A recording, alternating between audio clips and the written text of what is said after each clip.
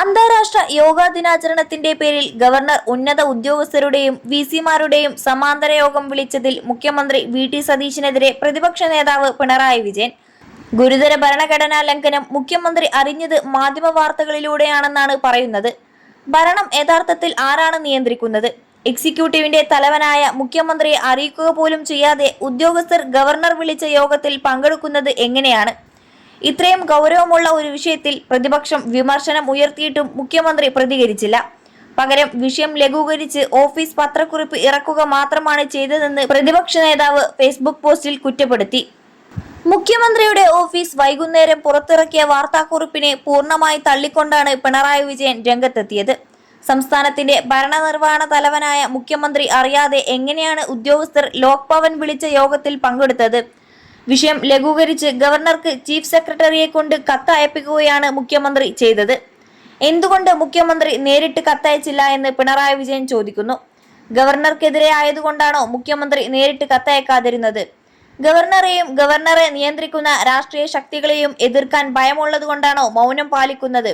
Chief സെക്രട്ടറിയെ കൊണ്ട് ഗവർണർക്ക് കത്തയപ്പിച്ചത് താൻ സംഘർഷത്തിനില്ല എന്ന നിലപാട് ആവർത്തിക്കലാണ്.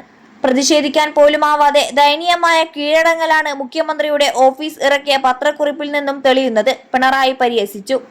പിണറായി വിജയന്റെ ഫേസ്ബുക്ക് പോസ്റ്റിന്റെ പൂർണ്ണരൂപം ഇങ്ങനെ: ഗവർണർ നേരിട്ട് സംസ്ഥാനത്തെ ഉന്നത ഉദ്യോഗസ്ഥരുടെ യോഗം നടത്തിയതുമായി ബന്ധപ്പെട്ട പ്രശ്നങ്ങൾ ഇന്ന് പത്രസമ്മേളനത്തിൽ ഞാൻ ഉന്നയിച്ചിരുന്നല്ലോ. എന്നാൽ അതിനുശേഷം അതിനോടുള്ള പ്രതികരണമെന്ന നിലയ്ക്ക് മുഖ്യമന്ത്രിയുടെ ഓഫീസിൽ നിന്നും വിശദീകരണം ഒരു വാർത്താക്കുറിപ്പായി വൈകിട്ട് കാണുകയുണ്ടായി. ഇത്രയും ഗൗരവതരമായ ഒരു വിഷയം മുഖ്യമന്ത്രി അറിയുന്നത് പത്രവാർത്തകളിലൂടെയാണത്രേ. എക്സിക്യൂട്ടീവിന്റെ തലവനായ മുഖ്യമന്ത്രിയെ അറിയിക്കുക പോലും ചെയ്യാതെ ഉദ്യോഗസ്ഥർ ഗവർണർ വിളിച്ച യോഗത്തിൽ പങ്കെടുക്കുകയോ? ഭരണം യഥാർത്ഥത്തിൽ ആരാണ് നിയന്ത്രിക്കുന്നത്? 21 ലക്ഷത്തോളം സന്തുഷ്ടരായ ഉപഭോക്താക്കളും 2 ലക്ഷത്തോളം തിമിര ശസ്ത്രക്രിയകളും പൂർത്തിയാക്കിയ മലബാറിലെ ഏക കണ്ണാശുപത്രി Al Salama high hospital, hospital road, Perinthalmanna. ജനാധിപത്യ വ്യവസ്ഥയിൽ തെരഞ്ഞെടുക്കപ്പെട്ട സർക്കാർ അധികാരത്തിലുള്ളപ്പോൾ ഗവർണറുടെ കടമ മന്ത്രിസഭയുടെ ഉപദേശ നിർദ്ദേശങ്ങൾക്കനുസരിച്ച് പ്രവർത്തിക്കുക മാത്രമാണ്. അല്ലാത്ത ഏത് നടപടിയും ഭരണഘടനാ ലംഘനമാണ്.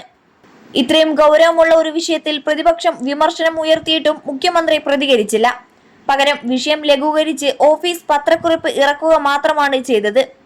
ഗവർണർക്ക് ചീഫ് സെക്രട്ടറിയെ കൊണ്ട് കത്തയപ്പിച്ചു എന്നാണ് പറയുന്നത്. ആ കത്ത് പുറത്തുവിട്ടതുമില്ല. ഗവർണർക്കെതിരായതുകൊണ്ടാണോ മുഖ്യമന്ത്രി നേരിട്ട് കത്തയക്കാതിരുന്നത്? പ്രതിപക്ഷം ഉന്നയിച്ചില്ലെങ്കിൽ ഈ ദുർബലമായ പ്രതികരണം പോലും ഉണ്ടാകുമായിരുന്നോ?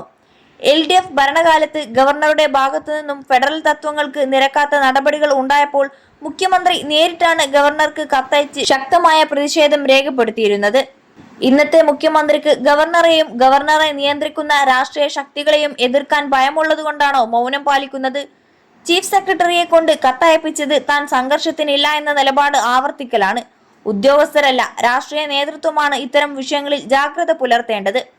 സംസ്ഥാനത്തിന്റെ ഫെഡറൽ എക്സിക്യൂട്ടീവ് അധികാരങ്ങൾ ഭരണഘടനാപരമാണ്. അത് സംരക്ഷിക്കപ്പെടേണ്ടത് സംസ്ഥാനത്തിന്റെ പൊതു താൽപര്യമാണ്.